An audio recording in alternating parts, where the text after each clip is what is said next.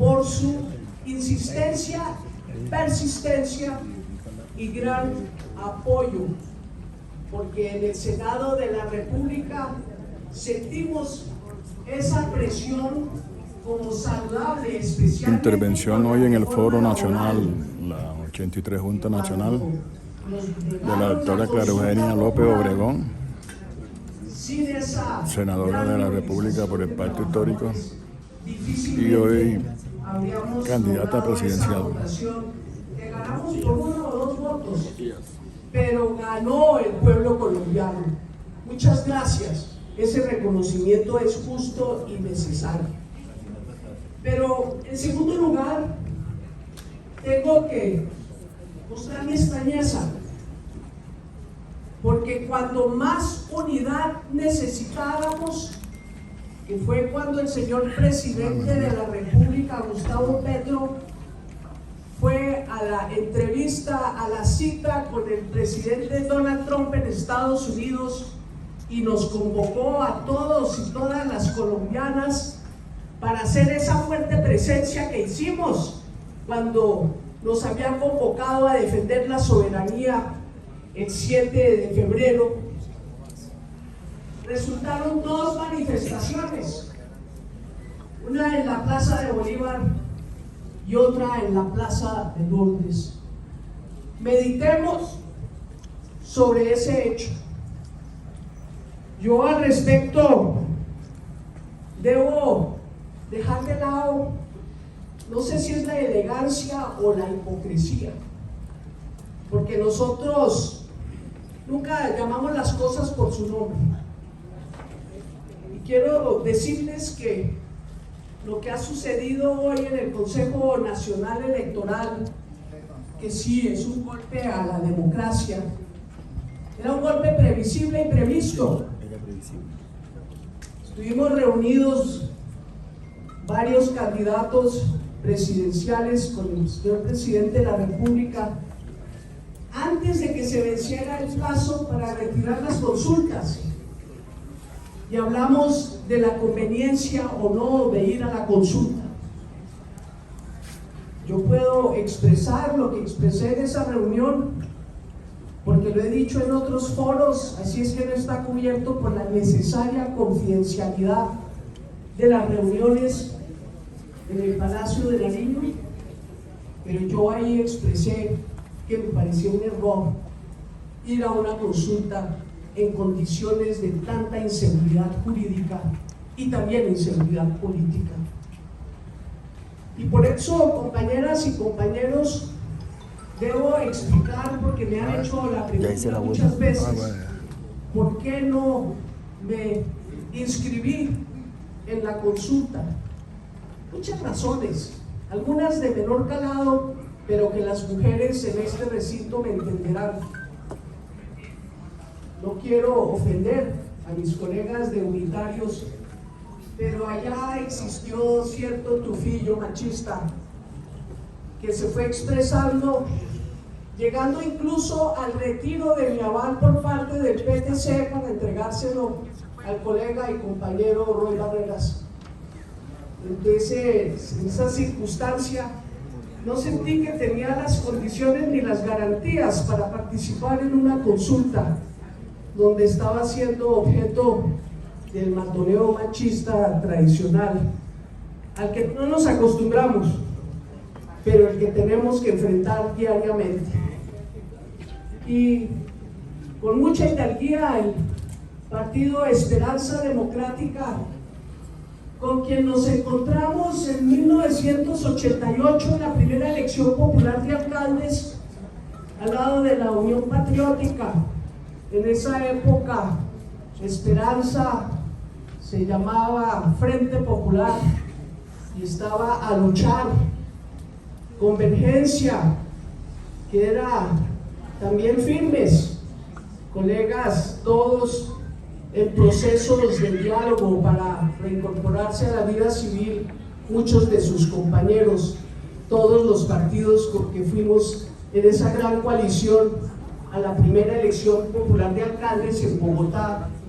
Eran gente valiente, gente civil, gente que no había ido a las armas, pero que tenía expresiones muy importantes en el campo de lo que posteriormente se convirtieron los pasos firmes y fuertes para la paz política negociada en nuestro país. Esperanza Democrática me acompañó en ese momento y hoy me han vuelto a acompañar en la inscripción de candidatura a la presidencia de la República, y yo se lo quiero agradecer porque es un gesto que muestra que hay un respeto para la voz de la mujer, que no tenemos siempre que agachar la cabeza cuando un varón pretende ocupar todos los espacios. Pero digo que desaconsejé la consulta y me preocupa mucho algo que he escuchado hoy viniendo hacia este recinto en RTBC, una muy buena entrevista que estaba dando nuestro compañero Roy Barreras, que no contempla la posibilidad distinta a ir a esa consulta sin Iván Cepeda. No sé quién le vaya a acompañar, pero él convoca a todo el progresismo a que vote por él en esa consulta para derrotar al uribismo. El uribismo no se derrota en las consultas, el uribismo se derrota en las elecciones, y eso es a lo que yo los convoco. Sí, hay distintas aspiraciones y tenemos que encontrar el camino de unificar en la diferencia, con respeto y caminos de igualdad, una candidatura unificada a la presidencia de la República. Pero no creo que el camino de recoger todo el progresismo en cabeza de un candidato distinto a uno de nuestras filas de toda la vida de luchas sea el camino para ganar la presidencia de la República. Podemos ganar la primera vuelta, tal vez, pero no vamos a ganar la segunda vuelta, porque tiene que llegar ese progresismo real a la presidencia de la República para seguir dirigiendo el cambio en nuestro país. Y quiero dar el ejemplo sobre cuál es la tesis que respalda esta posición de tener distintos sectores unidos en lo que hemos llamado siempre unidad de acción, manteniendo autonomía orgánica, manteniendo distintas posiciones políticas, pero convergiendo cuando la unidad es necesaria para triunfar en una huelga, en una movilización o en una elección. El ejemplo es el movimiento obrero. Yo asistí a la creación de la Central Única de Trabajadores, no recuerdo el año, tuvo que haber sido 86, y me recuerdo que marchamos con Jorge Carrillo, con Angelino Garzón, con los dirigentes emblemáticos de la izquierda colombiana. Estaba sin lugar a dudas Gilberto Vieira, estaban dirigentes muy prestigiosos, muchos que no sobrevivieron el embate de la guerra sucia contra la Unión Patriótica. Pero ¿qué pasó? Pronto cayeron en cuenta que no podía ser una central única y se transformó en la central unitaria, porque tenía que dejar espacios a los distintos sectores, y fueron capaces, y eso es lo que quiero resaltar hoy, de hacer causa común con la CTC, con la UTC, con las organizaciones, las federaciones de los pensionados y con la coordinadora de organizaciones sociales que yo ayudé a crear cuando fui presidenta del Polo Democrático Alternativo. Y esa unidad en la divergencia, en la diferencia, hizo perseverar esa capacidad de movilización de los obreros, de las centrales obreras, del movimiento sindical en Colombia. Y eso es lo que pienso es aconsejable también en la política. Es un buen ejemplo, un gran frente amplio que no tiene que estar todo amarrado al interior de un solo partido, donde no hay instancias formales y reales de incidencia de todos los matices que lo conforman. El Frente Amplio de Uruguay, por ejemplo, compañeras y compañeros, está compuesto por 36 organizaciones políticas y sociales, no solo políticas. Ese matrimonio de política y organización social está todavía por confirmarse y estructurarse en nuestro país. Y ese Frente Amplio de Uruguay comprende desde la democracia cristiana hasta lo que fueron los tupamaros. Recorre todo el espectro de lo que aquí denominamos progresismo. No es que sea una centro-izquierda, no, es que están sectores de centro y están sectores de izquierda, sin renunciar a sus visiones de vida, sin que el que es marxista-leninista tenga que enfrentarse al liberal. Cada uno en su organización dispone y participa en la confección del plan, del programa, del plan de acción, del plan electoral común. Y saben que cada una de esas organizaciones por derecho propio participa en la dirección del movimiento a nivel nacional y en todas las seccionales.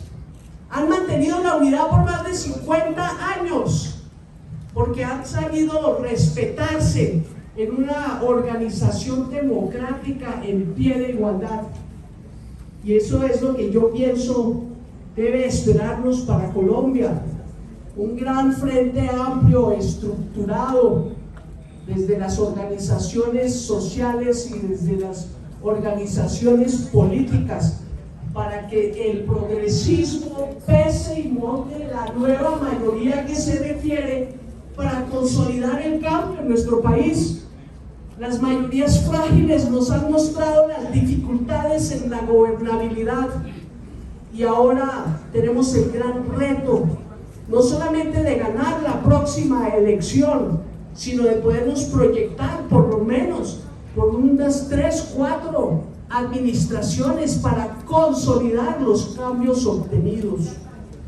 Y por ello yo quiero plantear que en estas elecciones, cuando vemos ya la puja de las dos manifestaciones, recordar que si hoy todavía tuviese la misma oportunidad que tuvo Uribe o que tuvo Juan Manuel Santos, Gustavo Petro sería el próximo presidente de Colombia.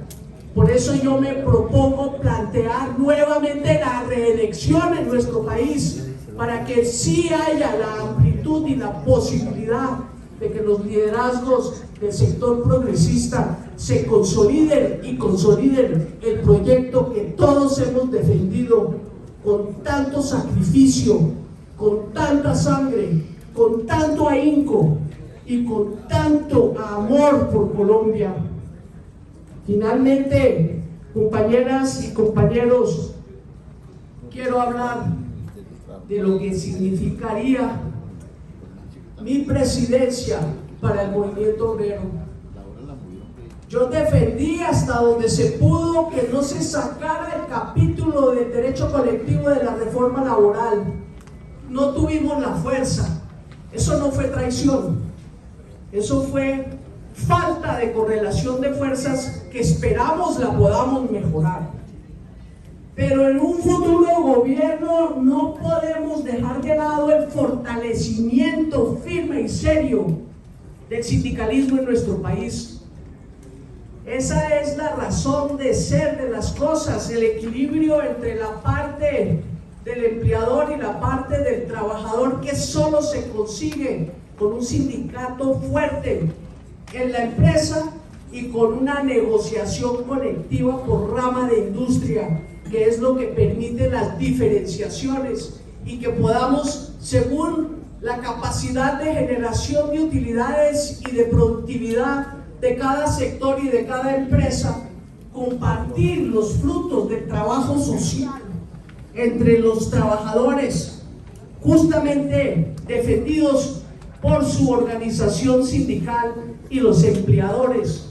Entonces, vamos a avanzar en todo lo que tenga que ver con el fortalecimiento de las organizaciones sindicales en nuestro país, y vamos a profundizar el derecho individual, y vamos a sacar adelante la reforma de la salud y extender el proyecto que tanto éxito tuvo en Bogotá de atención primaria de salud, para darle cobertura a nivel nacional, que sea con 100% de cobertura progresiva, porque es con la atención primaria que se reducen los costos y se puede generar verdaderamente la capacidad del Estado para garantizar el derecho a la salud de los colombianos. Y vamos a defender la educación, vamos a defender la escuela como territorio de paz, que es tan cara para FECODE. Y quiero decirles que como mujer me siento capaz de establecer mediante un diálogo país la ruta para vencer la inseguridad en nuestro país y construir una paz verdadera. Esa es la base de un gobierno que busca unir a quienes ya estamos con el cambio, con quienes no se sienten incluidos en él. Vamos a tener un gobierno con la participación de todos los sectores políticos y sociales, pero voy a llamar a los mejores, a las mejores, a las más capaces, sin distingo de partido y sin distingo de posición social, a que hagan parte de ese gobierno que estará en diálogo con la oposición.